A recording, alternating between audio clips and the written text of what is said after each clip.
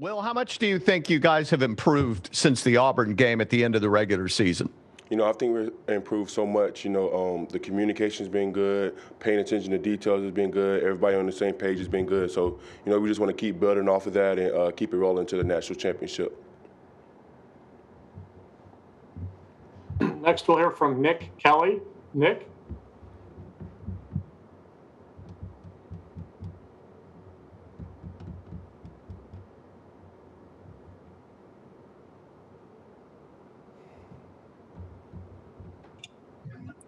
Hey, Will, just want to ask you, last time, obviously, you guys had a lot of defensive success, but one of the guys for Georgia who provides some problems is Brock Bowers, their tight end. What do you guys need to do this time around to make sure he doesn't have as much of an effect?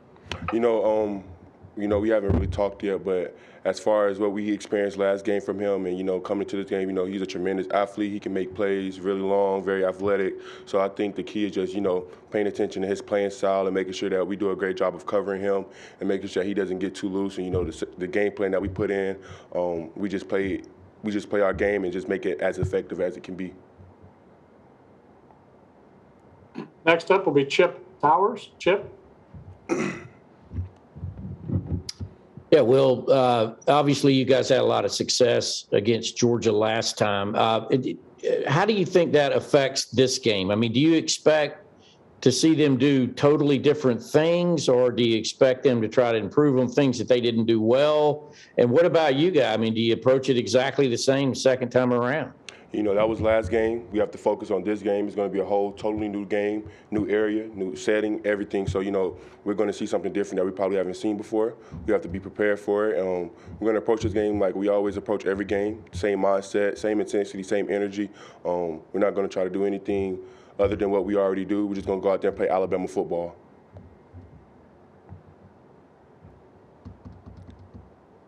Next will be Topmeyer. Blake?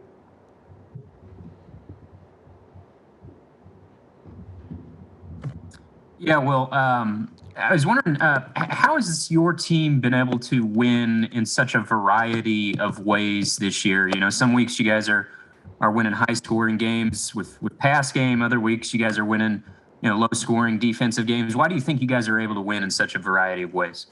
I just think it just depends on the game and how the game is going at the time. I think it's our mental energy, I would say. Because, we're always there physically, we're always there giving energy, but I think it's a mentality that we have. I think sometimes it's mentally for us. We know what type of game and situations we get in, and as the game go on, we know how we have to play the game and how we have to finish the game. So I think it's all about our mental energy and our mental standpoint and how we play. I didn't think that's kind of how I answered that question. Thank you. Charlie Potter, you're up next. Charlie? Yeah, hey, Will. We saw Kyrie Jackson quite a bit in this last game. Just how do you think that he played, and how have you kind of seen him progress over the course of the season? Since Kyrie's got here, he's been very hardworking. He's took it day by day. I'm so proud of Kyrie for stepping up in a big game as he did. He did a tremendous job. He did an excellent job. I'm proud of him. He's such a great teammate to have on our team. He's really been able to help our defense achieve and be where we need to be. And he's just going to keep building off of that. And he's just going to keep getting better every day. And we appreciate him. Next will be Mark Schlebel. Mark? Will, when somebody says it's hard to beat a team twice, what does that mean to you? We don't really listen to all that stuff. We can't pay attention to that stuff. We know the challenge ahead of us. Georgia has a very good football team. They have very good players, very good coaches. So we just have to be prepared for anything. And, no matter the outcome of the game, we just have to play. No matter where it's at, we just have to play.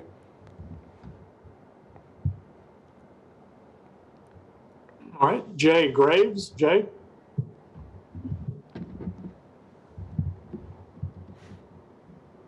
Can you hear me, Will? Yes, I can hear you. Yeah. As a team leader, what will you do and what have you been able to figure out to do with your teammates being so young and beating Georgia just a month ago? I mean, really beating them convincingly. What are you able to do to keep them focused and not be so overconfident coming into this ball game? You know, I really don't have to do anything. You know, we the type of team we have, we've never been that type of team to be cocky or anything like that, or, oh, we beat them, we're going to do this again. We're very humble. We know the challenges we have. We know everything that they expect from Georgia. We never want to go into a game with a big head, you know what I'm saying? So everybody's been level-headed. We've been good. Everybody's been humble. Everybody's just going to come to practice, ready to practice hard, play hard, pay attention to details, get everybody focused, and get ready for this game. So there's no big head, none of that. We are humble. We're ready to play the game and ready for the challenge. So I think that's where we're at. Next will be Ralph Russo. Ralph? Good afternoon, Will. I'm wondering, when you're being recruited by Alabama, obviously if you're being recruited with a lot of other good players, you're going to win, and I know that's appealing. But how much does the idea of surrounding yourself with lots of other good players, even though it might make it a little tougher to play early, how much of that do you weigh in as just like being surrounded by other good players will make me better no matter what the results are here? You know, for me, I think that's why one of the biggest things of why I came to Alabama, just coming from high school to here, was I wanted to surround myself by people that had the same mindset as me, same competitive nature as me, same standard expectations for me, no matter the outcome of where I was playing or not. I know I was going to be surrounded by great men, great coaches, great people in the facility, and you know, I think it helps a lot. No matter if you're playing or not, you get a chance to see how people compete.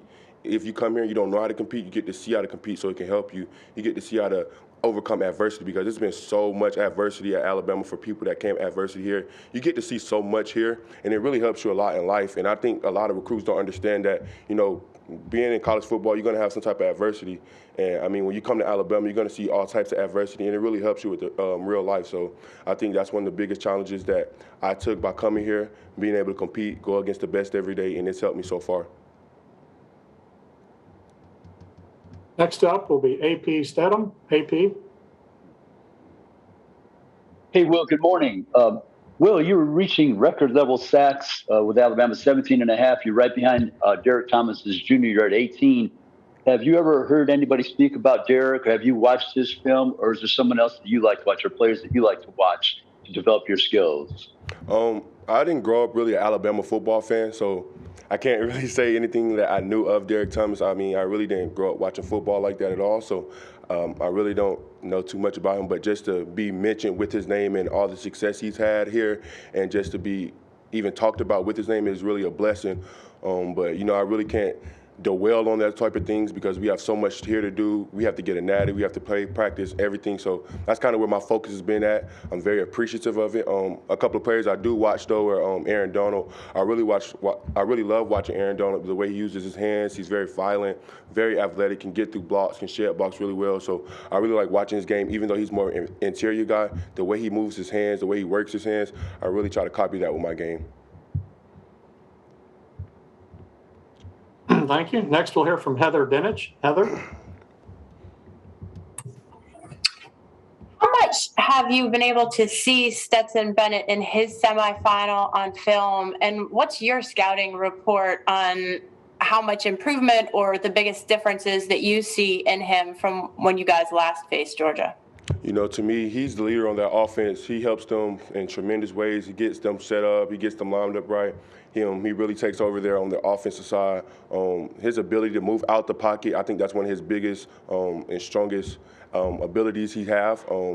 He can extend plays with his arms as well, but we just have to contain him. I think that's the biggest part of his game is just his legs and him running all around the field. So we just have to contain him in the pocket and make sure he's not running all over the field on us and stuff like that. So. All right. Next is John Xenough. John.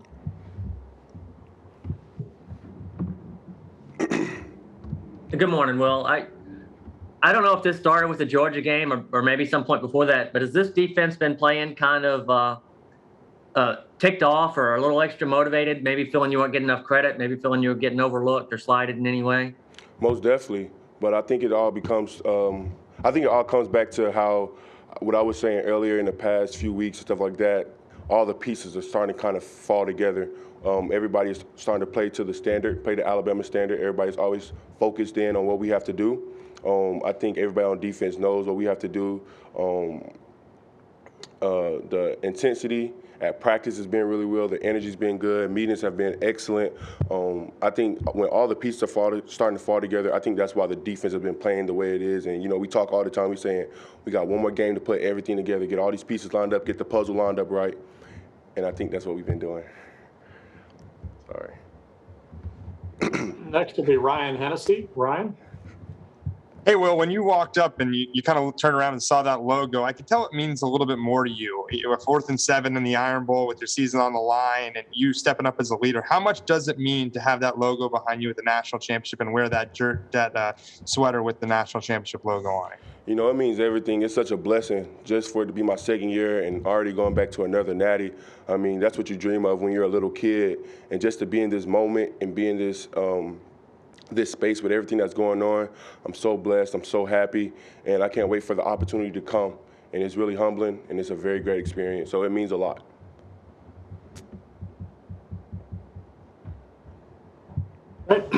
Dennis Dodd. Dennis? Yeah, congratulations, Will.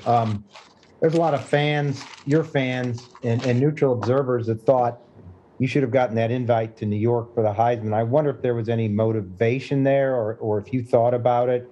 And speaking about, you touched on it, some of the greats of the past at Alabama. Do any of those recent guys talk to you, some of those great linebackers, maybe in the NFL right now? To me, the biggest thing, I had a conversation with my high school coach, and he was telling me that your body is your engine, and I'm a car. And the only thing you need to get going is that engine. And anything else that comes with it, any accolades, anything else, that's just to make you look nice. So as long as your engine is going in your car, you're fine. So, for instance, me getting that Nagurski trophy, that was just a pair of rims on my car. It's not, so I think that's how you approach it. As long as your engine is there, you keep going. Anything else, that's just to make it look nice. So when he broke that down to me and he explained that to me, I think that was one of the best things he could ever do, and it really opened my eyes a lot to me. And I was like, man, you're right. As long as I got my engine, that's all I need for my car to keep going. Anything else that comes along with it, that just makes it look nice. Like any accolades that come, that just make it look nice. But as long as you got the engine and the bigger piece of the bigger picture that, we wanted to reach the 3 goals that we said when you wanted to come to college, as long as you got those things, that's all we wanted.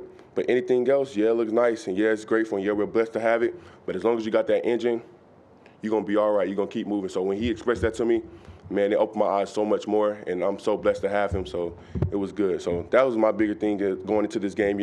I really couldn't focus on it. I had to help my teammates out, and we had to get down to business and make sure that we was good, so I couldn't worry about anything else, no Heisman, anything like that. None of that stuff really motivates me to, play any more than I already do. I have my own self-motivation, the only stuff that I have to motivate me to help me play, and I think that's what helps me. Thank you. Next up is Chris Lowe. Chris?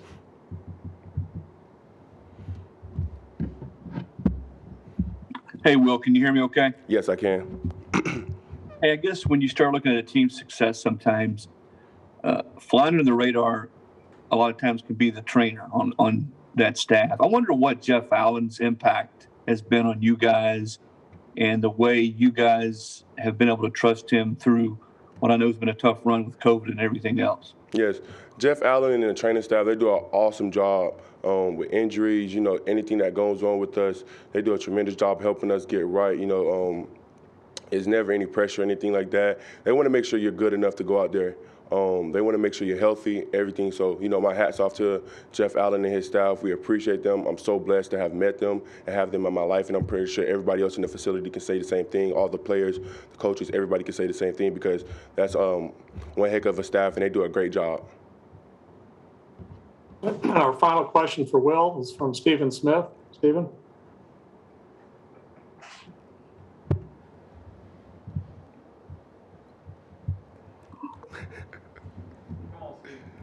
First off, Will, Happy New Year to you. When you look at Coach Golding, what has impressed you the most about him in terms of his growth in this second year of you with Coach Pete? Happy New Year's to you. And I'm sorry, it broke up a little bit. I couldn't hear you, like the exact question.